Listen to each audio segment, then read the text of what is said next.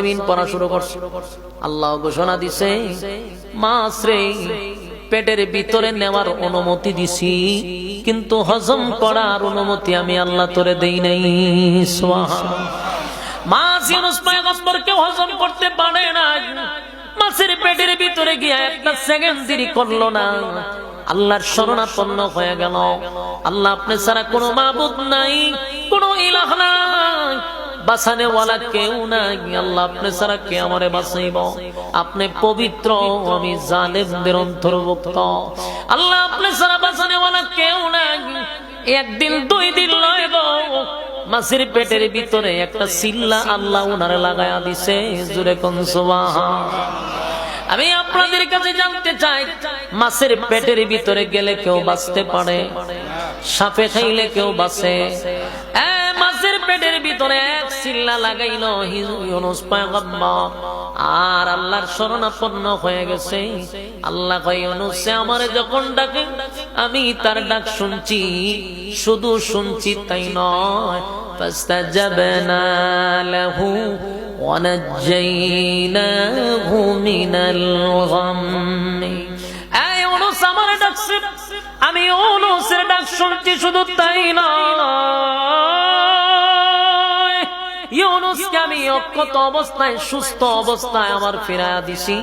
মাছের পেটের ভিতরে এমন ব্যথা সৃষ্টি করে দিল, মাছের পেটের ব্যথায় সারা সাগরের ভিতরে শুধু দৌড়াইতে দৌড়াইতে একটা পর্যায়ে পারে আইসা উগলাইয়া ইউনূস নবীরে বাহির করে দিছে। জোরে কোন সুবহানাল্লাহ। ইউনূস নবী সুস্থ ছিল, উনি একেবারে সুস্থ, কোনো অসুবিধা নাই। সাথে সাথে উনি সিজদায় পড়িয়া আল্লাহর শুকরিয়া আদায় করতে লাগলো, মালিক আমি মাছের পেটের ভিতরে গেলাম, আল্লাহ আপনি ছাড়া তো বাঁচানেওয়ালা কেউ ছিল না, আপনি বাঁচানেওয়ালা, আপনি ছাড়া কেউ নাই, আপনি পবিত্র। আমি যে জালেমদের অন্তর্ভুক্ত হয়ে গেছি, আমার অপরাধ, আমার দোষ, সব অপরাধ স্বীকার করে নিল, আল্লাহর পবিত্রতা বর্ণনা করলো। আমার মালিক ইউনূসের উপরে খুশি হয়ে গেছে রে। এই যে ঘটনাগুলি আল্লাহ ঘটাইল, সবগুলা ছিল একটা পরীক্ষা। এমন কোন নবী নাই রে, 1 লক্ষ 2 লক্ষ মতান্তরে 24,000 পয়গম্বর আমরা বলে থাকি, যত নবী রাসূল দুনিয়াতে আসছে, কোন নবীরে আল্লাহ পরীক্ষা ছাড়া দুনিয়া থেকে নেয় না। ইউনূস নবী যখন সিদ্ধান্ত নিছে একা একা, এই সিদ্ধান্তের কারণে স্ত্রী থেকে আলাদা করলো, সন্তান থেকে ওনারে আলাদা করে দিল, এবং কি পৃথিবীর থেকে আলাদা করে 3টা অন্ধকারের ভিতরে ইউনূস নবীকে আল্লাহ বন্দী করে রাখলো। কিন্তু ইউনূস নবী ফাঁস করে ফেলছে, কারণ একটা সেকেন্ডের জন্য আল্লাহরে ভুলে নাই। সুবহানাল্লাহ। এবং সমস্ত কিছু দোষারোপ, নিজের ভুল স্বীকার করে ফেলছে, আল্লাহ আমার ভুল ছিল, আমি এখন থেকে ওয়াদা করলাম যে অসমাপ্ত কাজ আমার ছিল নিলুয়া নামক শহরে, আল্লাহ মোটেও আমার ঠিক হয় নাই, আমি আবার যাব, সেখানে আপনার কালেমার দাওয়াত আবার দিব, তারা যদি আমাকে হত্যাও করে আমি সেখানে উপস্থিত থাকবো, আপনার জন্য আমি শাহাদাত বরণ করব, তারপর আমার দায়িত্ব থেকে আর পিছপা হব না। এই মর্মে ওয়াদা করছে ইউনূস নবী। ওয়াদা কইরা সিদ্ধান্ত নিছে, আমি মরিয়ার বাসি, কিন্তু আল্লাহর আইন আমি জমিনে প্রতিষ্ঠিত করব, আবার যাব সেই শহরে।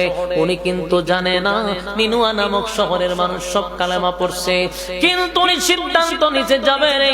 উনি রওনা দিয়া দিছে, যেই মাত্র রওনা দিছে, হাঁটতে হাঁটতে যখন একটা পর্যায়ে নদী পার হইয়া যাচ্ছিল, হঠাৎ করে পিছন দিক থেকে একটা আওয়াজ আসতেছে, ওগো আল্লাহর পয়গম্বর একটু দাঁড়ান।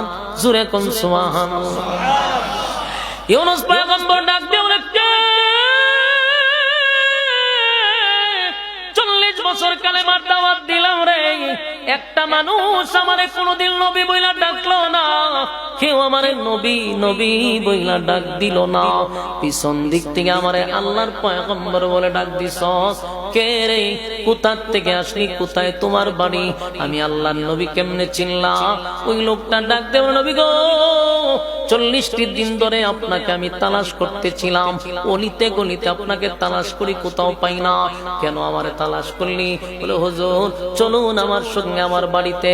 ওই লোক নবীর বাড়িতে নিয়ে গেল। ওই লোকের বাড়িতে পয়গম্বরকে নিয়ে বলল, হুজুর একটু দাঁড়ান। ইউনূস নবী দাঁড়াইলেন, ঘর থেকে দৌড়াইয়া ইউনূস নবীর ছোট ছেলেটারে ইউনূস নবীর সামনে দাঁড় করাইছে। একটা জবান বন্ধ রাখবেন না, জোরে কোন সুবহান। এবার আমার কথার জবাব দেন, হারানো সন্তান যদি কোনো বাবা ফিরে পায়, বলুন আনন্দ আছে না না? হারানো সন্তান যখন বাবা ফিরে পাইছে রে, আল্লাহর কুদরতে পায়ে সেজদা দিয়া বলে, মালিক আমার হারানো সন্তান আমি ফিরে পাইলাম। আল্লাহ আপনি আমার সন্তানকে আমার কোলে ফিরাইয়া দিছেন। নবী শুকরিয়া আদায় করতে লাগলো, বাচ্চাকে চুমু দিতে লাগলো, খুশিতে আনন্দে বুকটা ভরে গেছে। যে সন্তানকে পানির স্রোতে বাসায় নিয়ে গেছিল, যে সন্তানের আশা করার মতো ছিল না, ডাক দিয়া বলে, রে মাস যে লোকটা ওনাকে ওনার বাড়িতে নিয়ে আসছে, ও ভাই আমার সন্তান পানির স্রোতে ভেসে চলে গেল, এই জায়গা থেকে তুমি কেমনে তারে ফিরে পাইলা? বলে, হুজুর আমি ফিরে পাই নাই, একটা লোক আপনার সন্তানটাকে আমার হাতে দিয়া গেছে, আর বলছে এটা আল্লাহর পয়গম্বরের সন্তান, সাবধান আমানতের খেয়ানত যেন না হয়, নবীর কাছে ফিরাইয়া দিবি। সেদিন থেকে আপনাকে আমি তালাশ করতেছিলাম। সন্তান লইয়া রওনা দিছে, উদ্দেশ্য হলো আমি যাব আমার গোত্রের কাছে কালেমার দাওয়াত দিব। বাচ্চাটারে কোলে লইয়া যখন সামনের দিকে যায়, কিছু দূর যাওয়ার পরে পাহাড়ের উঁচু থেকে একটা লোক ডাক দেয়া হয়, হুজুর আল্লাহর পয়গম্বর একটু দাঁড়ান। সুবহানাল্লাহ। আল্লাহর নবী বলে, কে? পাহাড়ের উঁচু টিলা থেকে আমার নবী বলে ডাক দেয় রে। জীবনে কোনদিন নবী ডাক শুনি নাই, কে ডাক দিলি? একজন কাটুরিয়া বলে, হুজুর 40টা দিন ধরে অলিতে গলিতে আপনারা তালাশ করি, কোথাও পাই না গো, চলেন আমার সঙ্গে আমার বাড়িতে। কাটুরিয়ার বাড়িতে গিয়া যখন দাঁড়াইছে, দেখে ওই ইউনূস নবীর বড় ছেলেটাকে সেখানে দেখা যায়। বড় ছেলেটারে সামনে পাইয়া ইউনূস নবী খুশিতে আনন্দে আল্লাহর শুকরিয়া আদায় করলো, হারানো সন্তান ফিরে পাইছে বাবা। এই হারানো সন্তান ফিরে পাইলে বাবার মনের আনন্দ ডেকে ওয়াজ করে বোঝানো যাবে। শুকরিয়া আদায় করলেন, দুইটা বাচ্চা পাইয়া বাবার মনে বড় আনন্দ, খুশিতে আনন্দে বলল, কাটুরিয়া রে, ভয়ঙ্কর একটা প্রাণী আমার সন্তানটারে নিয়ে গেল, কেমনে পাইলি, কোথায় পাইলি? বলো, হুজুর আমি দেখি নাই, একজন ব্যক্তি আপনার সন্তানটারে আমার কাছে দিয়া গেছে, আর বলছে এটা নবীর সন্তান, নবীর কাছে ফিরাইয়া দিবি। আমার যুবক ভাইরা দুই সন্তান লইয়া শহরের দিকে রওনা দিছে, ওনার গোত্রের কাছে কালেমার দাওয়াত দিবে। রাস্তার মধ্যে যাইতে যাইতে হঠাৎ করে দেখে কিছু বকাটে ছেলে দাঁড়ায় আছে। ডাক দেয়া হয়, আল্লাহর পয়গম্বর চলুন আমাদের সঙ্গে। ওই ছেলেদের সঙ্গে যখন সামনে গেল, গিয়া দেখে এক বাড়িতে ওনার বিবিরে দেখা যায় বসে রয়েছে।